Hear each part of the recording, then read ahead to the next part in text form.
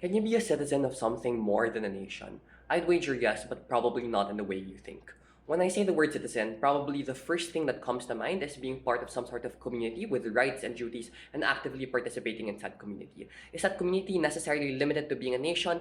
Probably not. There are other things that you could be a part of, like let's say the world, for example, which is actually related to a form or thought from ancient Stoics, ancient Greek philosophers, that believe that you're part of the world as a world citizen, or the concept of world citizenship. It's the idea that by virtue simply of having consciousness, you're part of a larger collective whole that includes the entirety of mankind. The problem with this form of citizenship, or this model of citizenship, however, though, was that it was limited in its practicality for the average person. Just because I'm a citizen of the world, it doesn't mean that the actions of my nation or my government won't take precedent before the rest of the world's issues.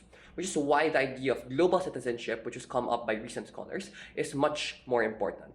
And it's a performative role. If you believe you're a global citizen, you are a global citizen by virtue of believing that you're part of that imagined community. But more importantly, it's grounded in globalized realities, the idea that with decreasing barriers to trade and communication, our lives have become more interconnected than ever because our cultures and our issues are connected, including famine, poverty, and trade issues. And so that global model of citizenship has become increasingly relevant and important to recognize the role of what it means to be a citizen in today's age.